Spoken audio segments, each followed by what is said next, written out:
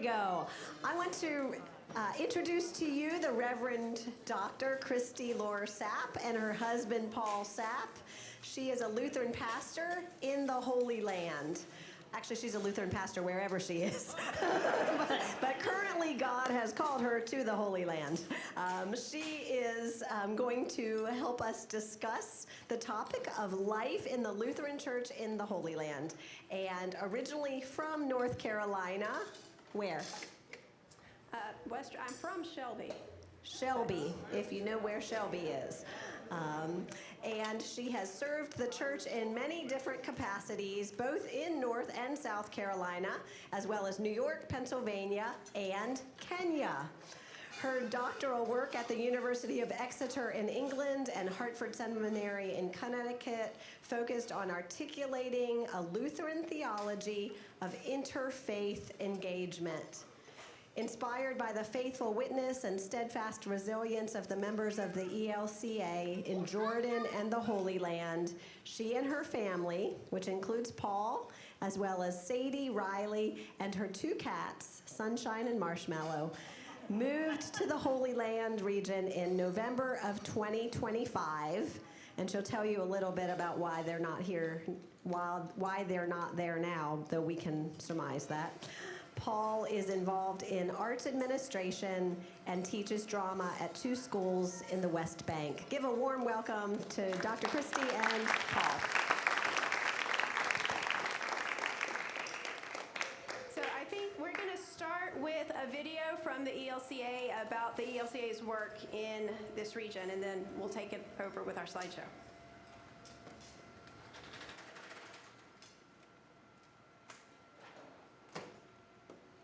When I think about what it means to be stewards of justice, I think of truth-telling. In order to be a steward of justice, we have to be willing and courageous enough to tell the truth. As we have spent the past week in Palestine traveling around the West Bank, meeting with our Palestinian siblings in Christ, we have heard one story after another about how they are being oppressed, about how they are having their land, their humanity, literally taken away from them. Jesus says in the Gospel of John, if you continue in my word, you are truly my disciples, and you will know the truth, and the truth will set you free. As American Christians, it is our responsibility to tell the truth of what is happening to our Palestinian siblings. It is our responsibility as stewards of justice to tell the truth about our own government's complicity in what is happening to our Palestinian siblings. It is also our responsibility as stewards of justice to tell the truth about the powerful witness that our brothers and sisters in the Evangelical Lutheran Church in Jordan and the Holy Land are providing day in and day out, as their very existence, their very witness is a courageous act of resistance. When you come to the Holy Land, what we think of is the unrest, the injustice, the war, the genocide, the apartheid, the inequality. Those all words come to our minds. Do not lose these words, but do not let them wear you down. Your presence here is a challenge for every one of them. As Christians, we are called to show up. If we follow Jesus, we are called to show up and be with people. And we are called to humanize people and be present with them in whatever our neighbors are experiencing. And so being part of Samud is one of the ways out of thankfulness that I can give back for the way that my faith has been shaped by their stories. I am a Samud ambassador because I've learned stories about the resilience of the Palestinian people as they've suffered a lot of oppression, and their stories and their steadfastness and their resilience is something that I really hope to be able to lift up with my own sharing, with my own advocacy. Samud in our synod, it looks like awareness events whether in person or over Zoom, for those who want to learn more and about what they can do advocacy-wise. Samud also looks like our Greater Milwaukee Synod taking a trip to the Holy Land and to Palestine, walking in accompaniment with our Christian neighbors. We can gather together to learn in safe ways to ask questions without fear, and to learn how to love our Palestinian brothers and sisters, as well as to love our Jewish brothers and sisters and our Israeli brothers and sisters as well. So that's my hope, and that's why we're here. In a world that is complicated, many things can be true at the same time. Many lived experiences can coexist and live side by side. One person's human flourishing, one community's human flourishing does not have to negate the other or come at the expense of the other. That is why the ELCA is committed to Samud, for justice for Palestinians and Israelis, for Palestine and Israel, because we do believe there is a future for this world in which all of the people of this land and all of the people of the world receive God's free gift of grace, human dignity and human flourishing, not because they have to earn it or achieve it or prove themselves worthy of, but simply because they are human and loved by God. Our advocacy, awareness raising, and accompaniment is all held in the spirit of Samud. We are all Samud together. Join us.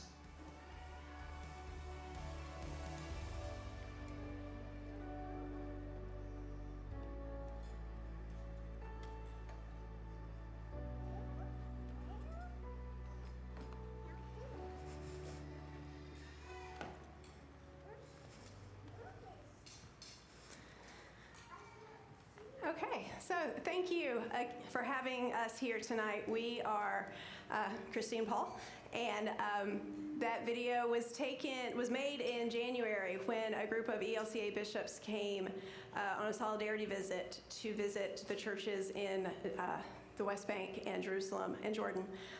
And so now we're going to go a little more into depth about what we're doing there. That's your slide.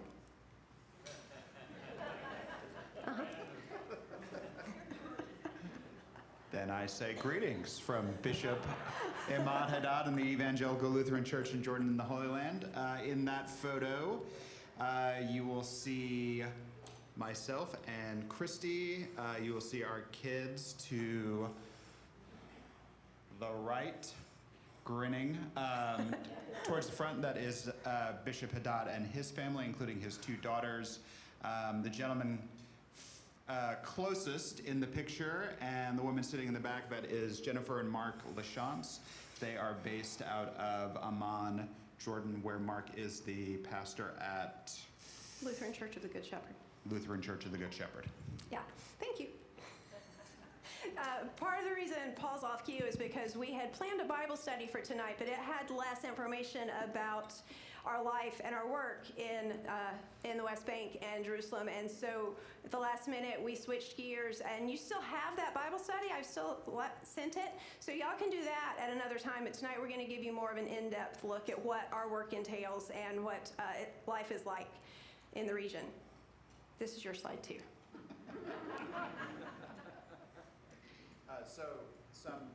I don't think you have to turn it off in between. Okay. So some additional context. So that photo was taken because we had been evacuated to Amman, Jordan, before we returned home. We were in Hickory when before we deployed to Jerusalem. We had been expecting to go in August of last year. But the visa application and approval process was fairly long, longer than we expected, and included several ups and downs, including doing ink fingerprints, which we didn't know were things that were done anymore. We thought it was all done electronically, but that was part of our FBI background check process. So we did wind up going in November of 2025, and we were there for about 4 months altogether. That includes our cats. That is Sunshine on the left. That's Sunshine on the right, and that is Marshmallow on the left. So we were there for about 4 months, and then we evacuated to Jordan, including with the cats. And then we evacuated to the US, including with the cats. So that also included much paperwork. As much as for our visas, yeah. Some of it in a hurry, but the fun fact that we share from all of these travels with animals is that should you find yourself with a dog or cat on Royal Jordanian Airlines, you will not be able to have the dog or cat in the cabin with you on a flight longer than 5 hours. However, what you can have in the cabin with you on a flight is a falcon. That was my response. And how many falcons can you have, Paul? Well, it's a good question to ask, Christy. So in a wide-body jet plane for Royal Jordanian Airlines, the maximum number of falcons allowed in the cabin at one time is 15. It's 10 for a narrow-bodied cabin. And it can only be in economy. No first-class falcons. So we recommend flying for first or business. Thank you. Yes. I'm going to advance to the next slide. Okay. So just a really quick location of our work within the broader scheme of the ELCA. We are in the Global Missions branch of the Lutheran Church. And within that, in the Service and Justice Unit, we are in the MENA region, the Middle East and North Africa. The ELCA has staff deployed all over the world in every continent except Antarctica, I think. Is that right? And in the MENA region, we have 3 positions. We have the position that I serve, the position that our colleague that you saw in that first slide serves in Jordan at the English congregation. And then there's also a position in Egypt. And the ethos of all that we do is accompaniment. We walk alongside partners in our companion churches, and we follow the lead of what the partners invite us there to do. We're always there at the invitation of our local hosts. And this slide just reminds you that accompaniment, advocacy, awareness building, and articulation are really our main goals in this work. We are a physical representation of the Church Universal, or at least the Lutheran Church Universal, in these contexts. And then we're able to bring the good news of the work being done back to the congregations in the U.S., which is what we're doing here tonight, to let you know what your work as part of the ELCA is around the world. So I serve at the Lutheran Church of the Redeemer in the Old City of Jerusalem. It's right around the corner from the Holy Sepulchre. This is a picture of our church. This is also the headquarters of the Evangelical Lutheran Church in Jordan and the Holy Land. So the bishop's office is here at the Church of the Redeemer. The building is owned by the German church. And so there's an interesting relationship there. At Redeemer, we have 3 congregations. We have a German congregation, an English congregation, and an Arabic congregation. But we have the beauty, as in the ELCJHL, of not having to maintain that building because it's owned by the Germans. There's a history lesson in how the Germans came to be property owners in the Holy Land. It has to do with colonialism and the division of properties, and the King of Prussia, right? Wasn't Wilhelm Prussian? But that's a slideshow for another day. I think it is worth noting, though, that the ELCJHL and the Anglican Church are the only 2 churches in the region that have Palestinian heads of churches. There are about 8 or 9 churches that are recognized by the state of Israel as part of what they call the status quo. The Latin Patriarch, the Greek Patriarch, the Armenians, those kind of big churches. And the Lutherans and the Anglicans are in that group. And we're the only 2 churches that have Palestinians as heads of church. And it's important, I think, that the indigenous Christians of the Holy Land are running and leading these churches there. This is inside the big church. People like to see where we worship. This is the big church. It's big and stone and beautiful. And this is where the German congregation worships every Sunday. It's where we worship when we join together with the Arab-speaking congregation for joint worship, or when we have special occasions. On any given Sunday, we are in St. John's Chapel, which is a much smaller church. This is an old Crusader chapel, interestingly. And it's a smaller church because we have a smaller congregation. We had Before the war, we had about 24 regulars who were English speakers who came to worship with us on a Sunday morning.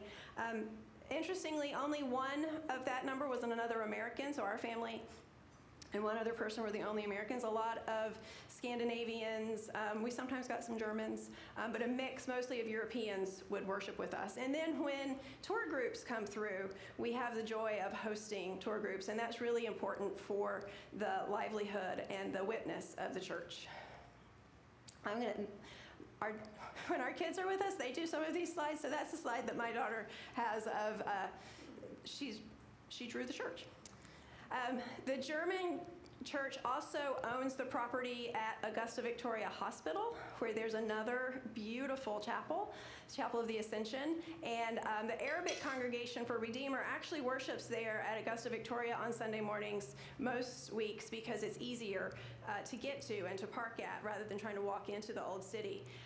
But Lutheran World Federation is also housed up there on the Mount of Olives, and the largest LWF initiative is based in Jerusalem. They do job training, they do humanitarian assistance, and they run the Augusta Victoria Hospital, which is the primary hospital for Palestinians in the West Bank, and now for Gaza as well. One of the priority items that Lutherans are putting before our Congress is to try to open up the East Jerusalem hospital network so that particularly injured people in Gaza can get the care they need at Augusta Victoria.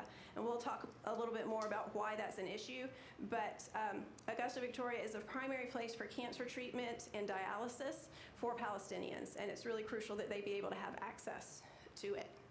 That's our kids. There are lots of cats. This is another one of their slides. That's Sadie drawing a church. That's Sadie drawing the our neighborhood. That's Sadie drawing the checkpoint as we went into Jordan. Okay, so let's talk about some of the challenges that our Lutheran brothers and sisters in Christ and all Palestinians face. So this slide is a classical map that shows the land distribution pre-partition up to today. So the green on this map are the Palestinian lands, and the white represents Jewish settlements. In 1947, you see that the map is largely green. After partition, we have the separation of Palestine and Israel. After 67, you can see that that footprint, that Palestinian footprint shrank even more. And after 67, does anybody remember what happened in 67? Yeah, there was another war. After that, you can see that pre-67, it was entirely possible to go from what's now northern Israel, southern Lebanon, all the way down through Gaza into Egypt and be in Palestine.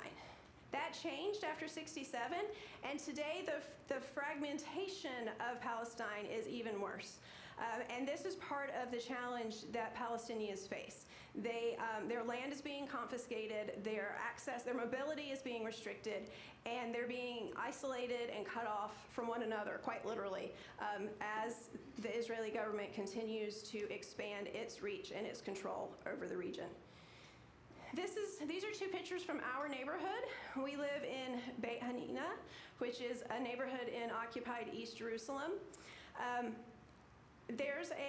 In the name of security, there's a separation wall that's been built in the early 2000s, I believe. The state of Israel started building a security barrier, they called it, to protect Israelis from Palestinians. It's a 26-foot high concrete wall with barbed wire at the top. And I'm sorry, I don't remember the length of it, but it's meant to isolate the West Bank. In our neighborhood in Beit Hanina, there was a road that went right past this wall after October 7th. And I think we can all agree that October 7th was a heinous, horrible day in the history of the world. After October 7th, the Israeli government cut the work permits of almost all Palestinians.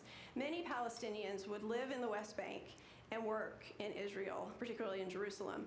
You have to remember that the distance between Bethlehem and Jerusalem is only about 7 miles, so closer than Durham, I think. Yeah. And in order to get there, Palestinians have to go through checkpoints.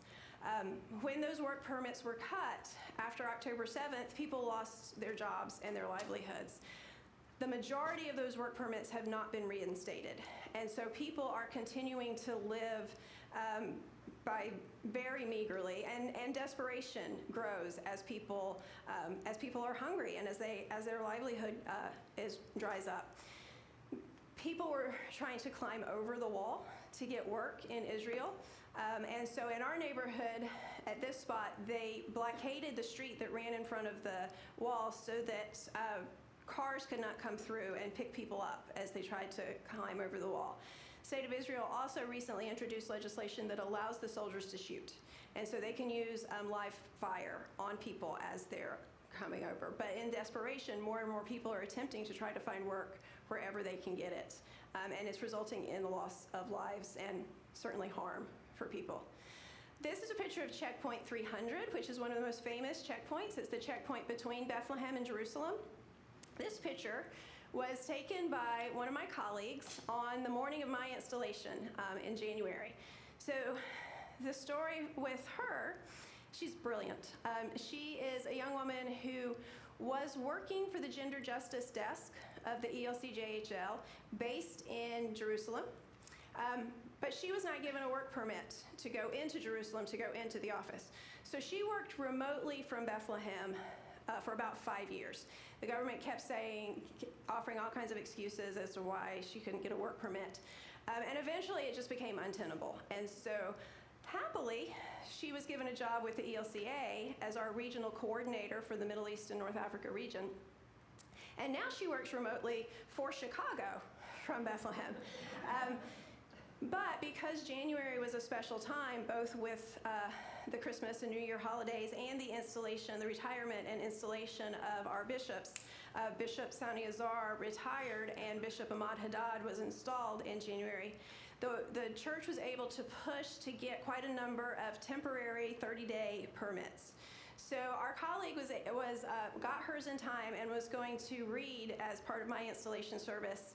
And this is what she encountered the Sunday morning that she came to the checkpoint. This is a checkpoint that's widely used, and when Palestinians have ID cards that they have to scan when they go through these checkpoints. And any number of things can go wrong with that scanning on the in or the out that can make your permit be revoked. But this is what people, Sunday in both the West Bank and Israel is a regular work day. The weekend is Friday and Saturday. And so this is what people have to contend with every day if they're lucky enough to have a permit to go through the checkpoint. This checkpoint was closed just before we left, so people could only walk through it. Buses and cars were no longer allowed to go through it. And there was one more thing I was going to say, and I just lost it. I will say that with the scanning of the ID cards going through the checkpoints, sometimes machines malfunction. Sometimes people don't hit the mark, and that can mess up your ability to travel for ages to come. On the day of his installation, the bishop's mother was held at this checkpoint. That's what I was going to say. She was held at this checkpoint for 4 hours at gunpoint because her permit wasn't scanning properly, and she was being told she couldn't come in. There are 1,200 checkpoints like this around the West Bank that restrict people's movement. Settlement expansion and settler violence is a huge and growing issue in the West Bank. This is a picture from an action alert that came out through Samud several months ago about a new settlement that's being built just outside of Bethlehem in a town called Beit Sahur. Settler violence is running rampant.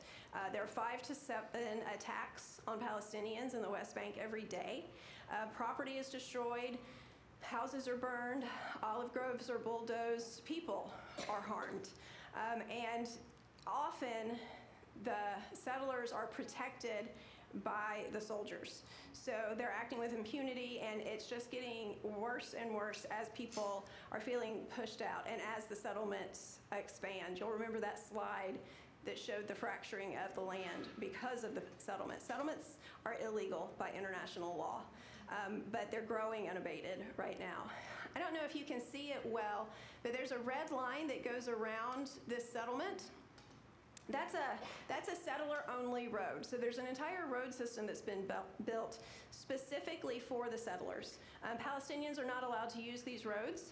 These roads connect the settlements so that settlers can travel easily without obstruction throughout the region, but Palestinians still have to go through the checkpoints and stay on the Palestinian roads. And Paul, if I forget anything, you can jump in and interrupt me. This is a picture that was taken when Cardinal Pizzaballa and the Orthodox Patriarch Theophilus did a joint ecumenical visit to Gaza. You might remember the bombing that has taken, the decimation that's taken place in Gaza. This picture was taken soon after a church was bombed in Gaza, and there were people seeking shelter inside the church. So they did a solidarity visit together. And from that, they came back talking about both the utter decimation of Gaza. 90% of the infrastructure has been destroyed. Humanitarian aid is still not being allowed in fully. And 95% of the farmland of Gaza has been destroyed. Our colleagues talk about, well, and Gaza used to be the breadbasket of the West Bank. The blockades that the Israeli government put around Gaza meant that they could only export their produce to the West Bank. But now the farmland is destroyed. And I just forgot the other thing I was going to say about that. It'll come back to me, I'm sure. Oh, scholasticide. Our colleagues talk about the scholasticide that's happening across the West Bank, but particularly in Gaza, where so many hospitals and schools have been destroyed, that it's really devastating. It's going to continue to be devastating for generations to come as children have no schools to go to. Speaking of students and schools, these are two students from some of our Lutheran schools. On your left is Amir al-Jawal. He was a student at the Lutheran school in Ramallah. His, I think it was April 5th, right around Easter time, settlers attacked his family's home. And in trying to defend his family's property and protect his parents, while the soldiers looked on, he and his father were arrested. So while their property was being attacked, he was put in jail. With support and advocacy from a lot of people, including our church leaders, he was released within a couple of days. On June 2nd, Natalie Abudaya, who is a student who grew up in Beit Jala and is a member of the Lutheran Church of Beit Jala, she's a student at Birzeit University. On January 2nd, she and 4 other students were taken at gunpoint by soldiers from their homes. We don't know why. She's been held since June 2nd without access to her parents or with a charge being articulated against her and without access to legal representation. And there's actually been a Samud action alert that's come out about her, but this creates a culture of fear. I mean, that sounds like a really simplistic statement, but it creates a culture of fear because if a soldier can come into your home and take you at gunpoint in the middle of the night or early morning, they can do almost anything. Like there's no sense of security for these people. And so it leads to this sense that there's no future in Palestine. This is a picture that my colleague took as she was going through a checkpoint, and painted in Arabic on this checkpoint is no future in Palestine. And that is the message that the Palestinian people get from the Israeli government, that it would be better for them to leave than to consider themselves to have a future there. Oh, that's really heavy. So let's talk about the good news, the blessing that is this tiny little church with a huge responsibility. The Evangelical Lutheran Church of Jordan and the Holy Land is a blessing in this region, and it serves all people, regardless of creed, and fights for justice and human rights and peace. We have 6 congregations. We have churches in Ramallah, Beit Jala, Beit Sahur, Bethlehem, Jerusalem, and Amman, Jordan. 2 of those churches, Jordan and Jerusalem, have English congregations as well as Arabic congregations. But Everything that happens in normal church life happens in our congregations. We have children's ministries, we have confirmation programs, we have young adult ministries, we have good worship, music, all of that good stuff that happens across the lifespan happens in these congregations. So first and foremost, we are a worshiping community. We sponsor 3 schools in Beit Sahur, Bethlehem, and Ramallah. I'm going to let Paul say something about the schools because he actually teaches in 2 of them. Or I can keep talking if you... You can take a breath. That's okay. I'll take some water. Well, and in addition to what Christy is saying about who the ELCJHL serves through its programming, the 3 schools that it runs, even though it is run by the ELCJHL, it's important to bear in mind that the majority of the students at these schools are actually Muslim, not Christian. As in the population itself, Christians are the minority, and so that is reflected in the student populations as well. But it's important for the church to serve the greater community, and so you get a mix of faiths at the school as a result of that. I mean, speaking to a little bit about what Christy was saying, so the program that I was teaching was an introduction to theater course for an 8th grade class at the school in Beit Sahur and a 9th grade class at Dar al-Kalama Lutheran School in Bethlehem. And it was interesting in that the 8th graders were very much typical 8th graders in that in working with them to develop a play, which is what we were working on, their interests were very familiar interests. Their interests were in their sports heroes, they were in YouTube influencers, and they were in mysteries, like those were their interests. But then the 9th graders were much more interested in talking about their lived experience and the hopes that they had and wanted to pursue, but also the tension that they felt because they don't necessarily feel like the hopes and dreams that they have are things that they can pursue where they currently live, and would have to leave Palestine in order to be able to do that. But that is also coupled with a tension for those students who want to articulate and give the Palestinian history and their lived realities a voice as well. So a broad gamut in terms of what the experiences are for the students, 2 of whom appeared in the video that we saw at the beginning of this, are students that I've interacted with in the course of these. That program was interrupted because we were evacuated, but with our eye on returning, so is the intention of being able to pick up and respect the work that we had already done and continue with that. Yeah. An important thing about the church's relationship to the schools is that, so just to take a step back, the people of Palestine have had kind of a triple whammy. First, they had COVID, which shut everything down. We had that everywhere. Then they had the October 7th and all of the violence that followed it. And now the Iran war.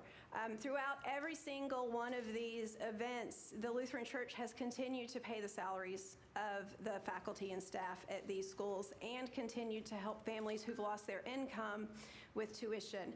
And that couldn't happen without the support of the American Congregations and International Community that supports the ELCJHL. Paul was part of a webinar a couple weeks ago with school leaders and with students, and one of the students on that webinar talked about how school becomes a break for them, a break from the daily struggles of life. And she said, for me, I like going to school because it gives me a place for small, happy moments. And that just, speaks to the place and the importance of these schools and the community that it supports.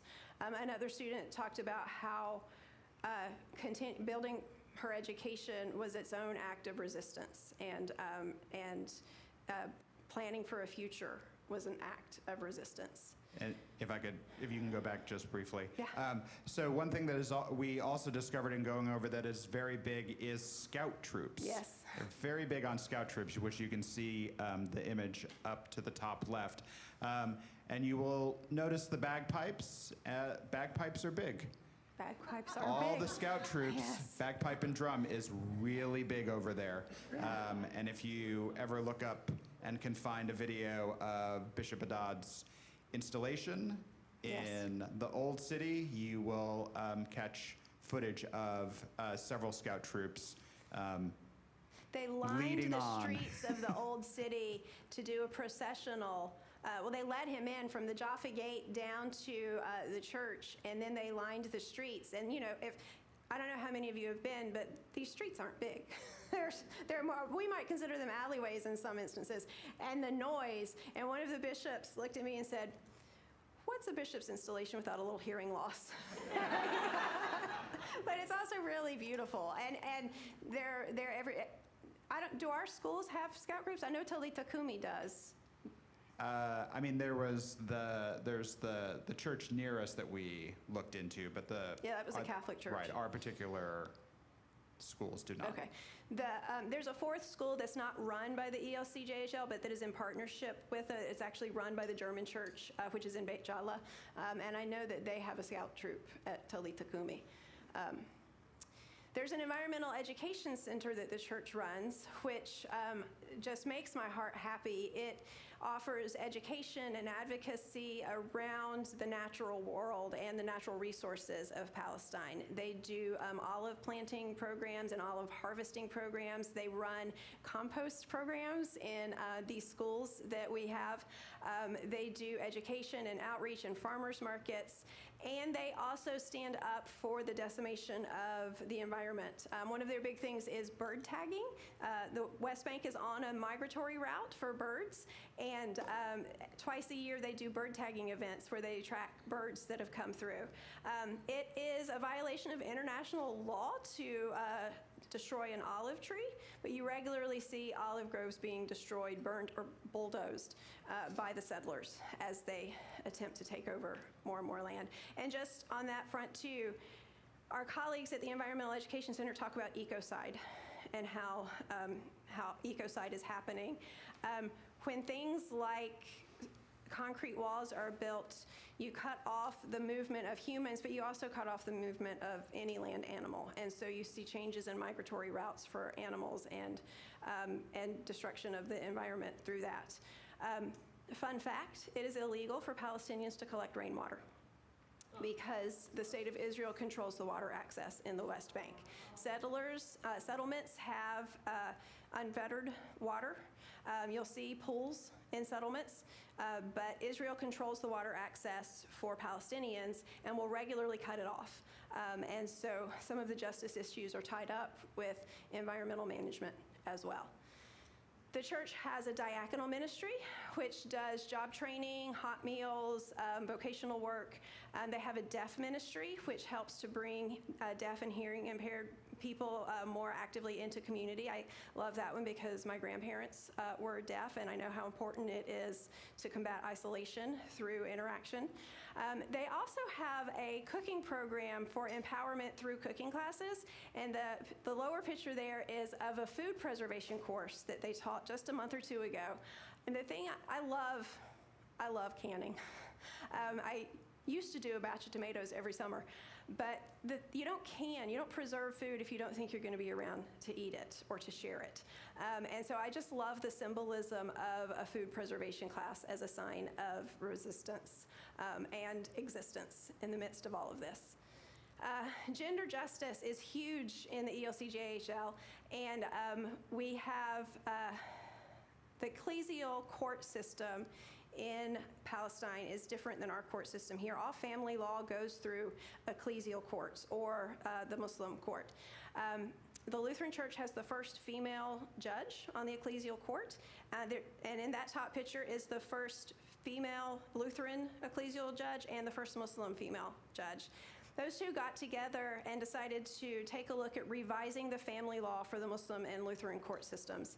And they, after a long process of reviewing the law and workshops and conversations, the Lutheran Church revised its family law to allow for the inheritance for women, for daughters, so that now women are included in the inheritance laws of the church, which was groundbreaking for the time. And now other churches are starting to wonder if they too should take a look and update their family law. You also have in that picture Sally Azar. She's the first Palestinian female pastor ordained. Sally is a co-pastor with me in Redeemer, and she goes between the Arabic and the English congregation.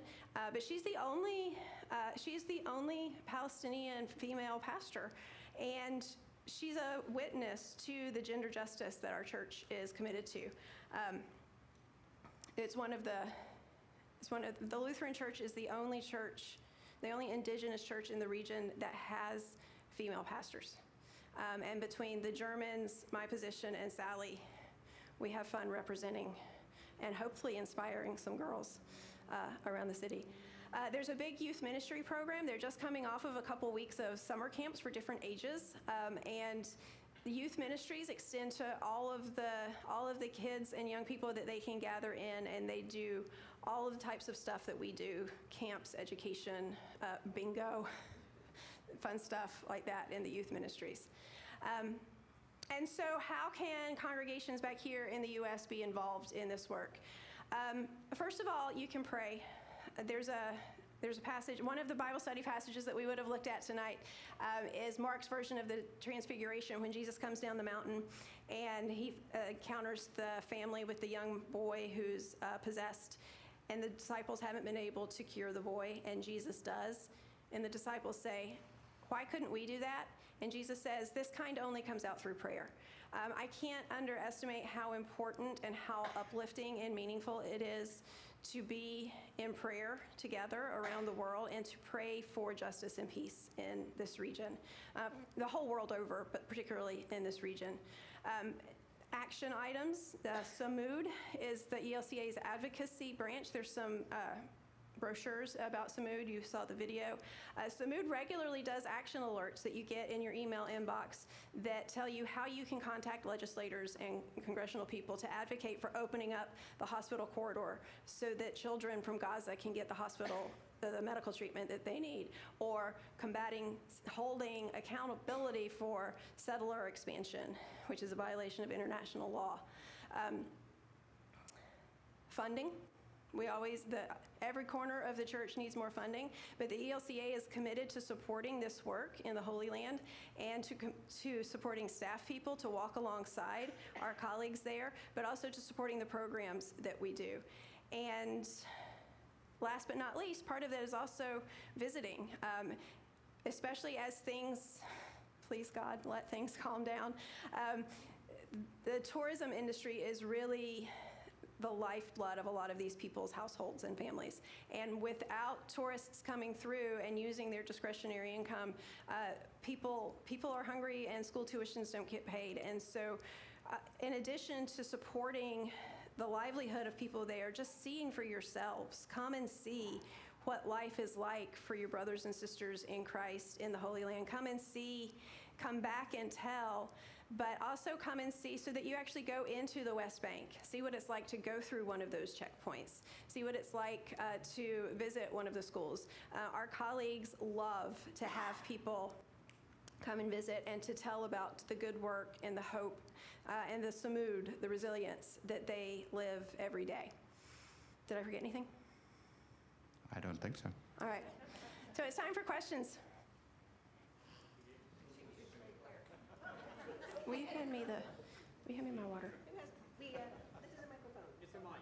Oh. Raise your hand. It's a throwable mic. Really? That's so cool. Wow.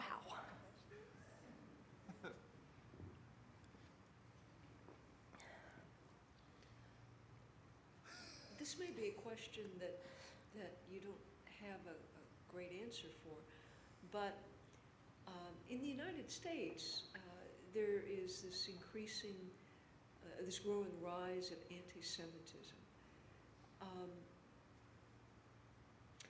I believe that the Jews are our older siblings, and it's difficult for me to stand by and watch anti-Semitism happen.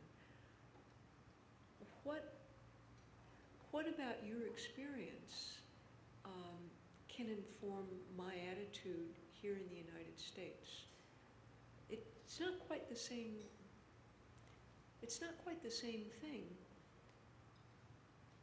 That is, what I see and what you are seeing there in the Holy Land is different. But what can you tell me that would inform how I approach the problem that I face, which is anti-Semitism? So anti-Semitism and Islamophobia are both real. And had we done the Bible study that I planned tonight, we would have had a section on that. The Church-wide Assembly approved, I think that's the right word, a resolution last summer about ending the occupation in Palestine. And one of the points in that is to stand up against anti-Semitism and Islamophobia wherever it is.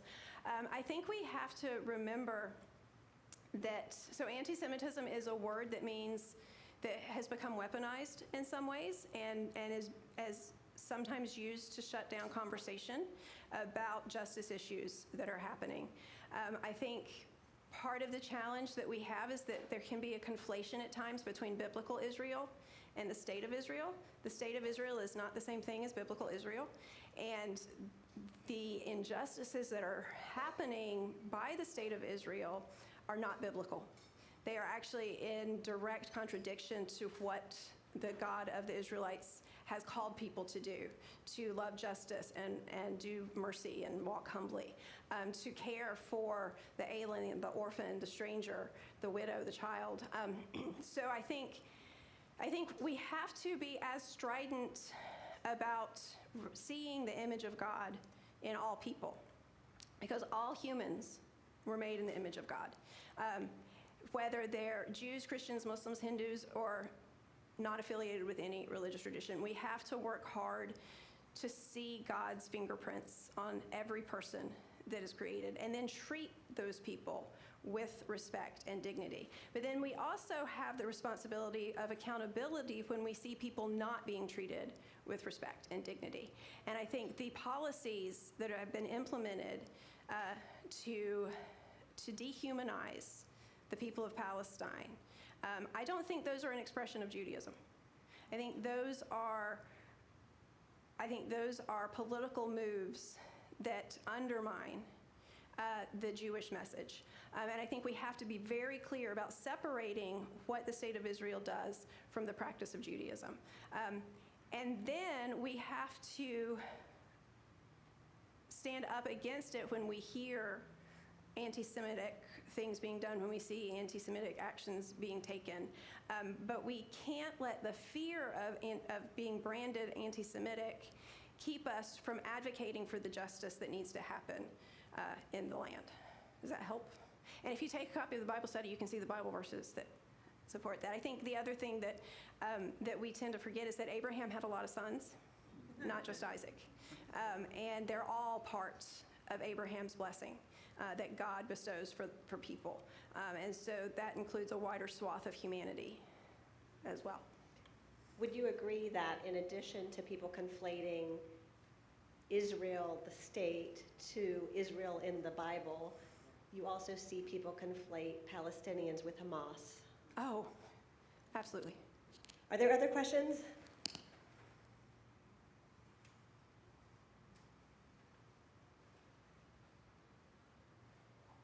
We must have been really thorough. I don't have any more to tell you about falcons. I'm sorry. So I have a statement and a question. The statement I would say too is that, I don't want Americans to be judged by our current administration. And I don't think the people in Israel want to be judged by their current administration. And so I think there's conflation there too.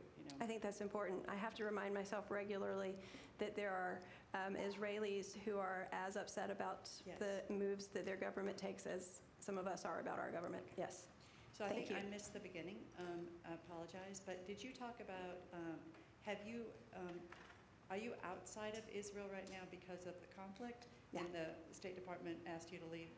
We were evacuated. The ELCA told us to leave. Okay. The State Department, they're not the boss of us. Bishop Curry is the boss of us.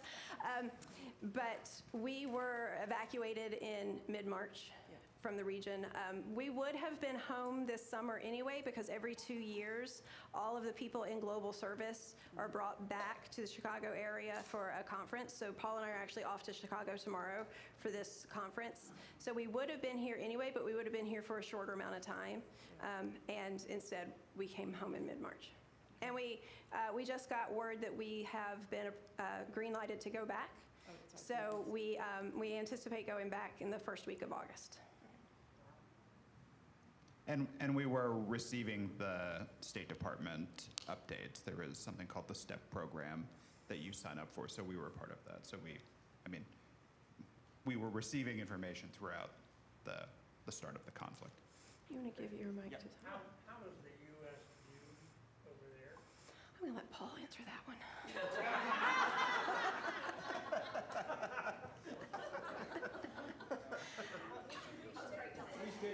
So his question was, how is the United States viewed over there? I would say, what I would say is that we haven't been there long enough to answer that question. Genuinely, we have not.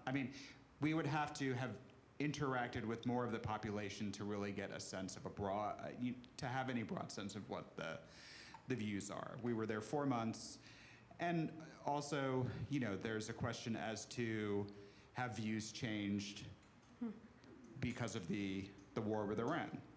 Which is something we will find out when we go back there. But my personal experience, much of which is rooted in my interactions with the students, that the United States, as other places like in Europe, were seen as places where they could go to pursue their hopes and dreams. I think that our church colleagues also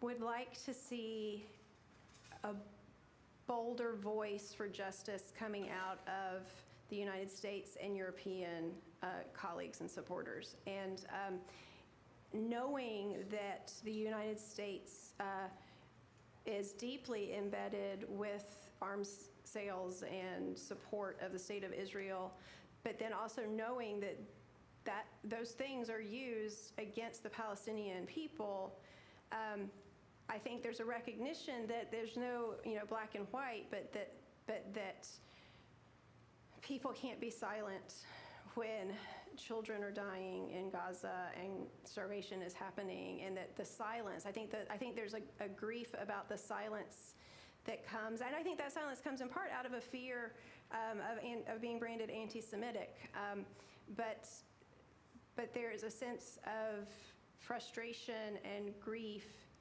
that the whole world, not just the U.S., but especially the U.S., because when tear gas canisters are shot into the refugee camp, in the Aida camp, which you saw some pictures of in that video, in Bethlehem, they're stamped "Made in America." And so, that's hard. I think it's a very complicated question that we don't have a full answer to, but.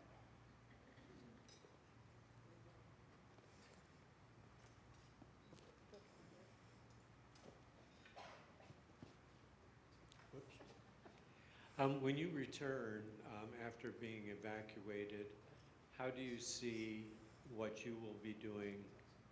Will it be changed, or will it just continue from where you left off? Have things deteriorated to a great extent since you left? I don't know how much has deteriorated. I know that I am working on an August bulletin right now, and I will be leading worship every Sunday. Our colleagues have continued life as usual. I mean, for Palestinians, life continues to go on, and they continue to do what they can to make life normal and support their families. And so my colleagues have continued. Worship didn't stop because we were evacuated, for sure, but because of the war. Like, people continue to gather for worship, people continue to need pastoral care, people continue to need the programs that the church offers. Schools continued. They went online for a little while, but then they went back in person around Easter or so, or after the Easter holidays. And so all of that stuff continues. The birds still migrate, and the Environmental Center still tags them. I'm not aware, because we're in Jerusalem, our home is in East Jerusalem. I don't think there's been a lot of damage in our, and I'm not aware of any damage from the war to church properties. There's been some damage because of settler violence to personal properties, but I'm not aware of that level. It's not like the Lutheran Church doesn't work in northern Israel, southern Lebanon, so there's not the same kind of damage is the only word I can come up with. Right. Which is not to say that we weren't aware. I mean, the war started on a Saturday. That evening was probably the most anxious in terms of getting alerts from the government about missile strikes, hearing sirens, hearing explosions, wondering if those explosions were happening overhead in the skies or were impact on the ground. But by Monday, there were groceries that we needed, and so I decided to... We ran out of Pringles and wine. So I said I would walk down, not having a sense of what it was I was going to see in walking down to the grocery, but when I walked down to the grocery, like, traffic was still backed up, buses were running, people were out, shops were open. This was, life went on, even though we were still dealing with all of those raids and the concerns about missile strikes. And a colleague of yours made a statement to you about this particular iteration of violence and aggression didn't feel as like an existential threat in the same way that October 7th did. So there was that as well. Right.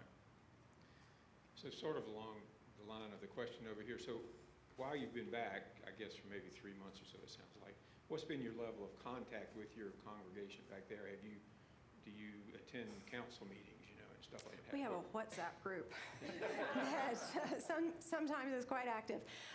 So when we were in Jordan, we were doing worship remotely, and I was still able to participate in worship. But then that stopped when we were a 7-hour time difference. Mostly it's been through WhatsApp and video calls and this and that. There are other members of the congregation who were evacuated, so some of the Norwegians and Swedes were evacuated, and they haven't returned yet. There's been a group of about a dozen folks who have stayed and who have continued to worship weekly. Some of our German colleagues were out of the country when it started and weren't able to get back for at least 2 months. So I've been in, I would say I've not been in, we haven't done like Zoom Bible studies, but there's been communication and contact, and I check in with Sally Azar regularly, and and Paul's been in touch with the head of schools several times. And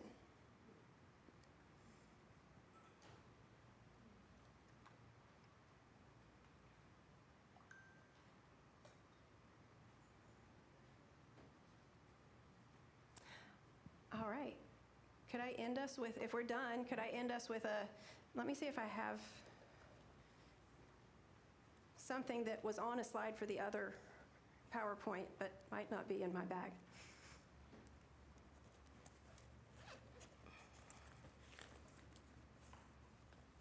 Ha-ha. All right, so this This is a resource created by quite a number of American churches, but it's a study guide for the Kairos Palestine II document. Kairos was a document that was made by the South African churches, the Black South African churches back in the 80s, right? The 80s. And it helped to bring attention to the plight of South Africans living under apartheid. A group of Palestinian Christians made a Kairos Palestine document back in 2005, and then they recently updated it for 2025. And there's a study guide that goes with it, and I would like to close us with this prayer from this, which is from the Franciscan. It's a Franciscan benediction. May God bless you with discomfort at easy answers, half-truths, and superficial relationships, so that you may live deep within your heart. May God bless you with anger at injustice, oppression, and exploitation of people, so that you may work for justice, freedom, and peace. May God bless you with tears to shed for those who suffer pain, rejection, hunger, and war, so that you may reach out your hand to comfort them and to turn their pain to joy. And may God bless you with enough foolishness to believe that you can make a difference in this world, so that you can do what others claim cannot be done, to bring justice and kindness to all our children and to the poor. Amen. Thank you. Thank you.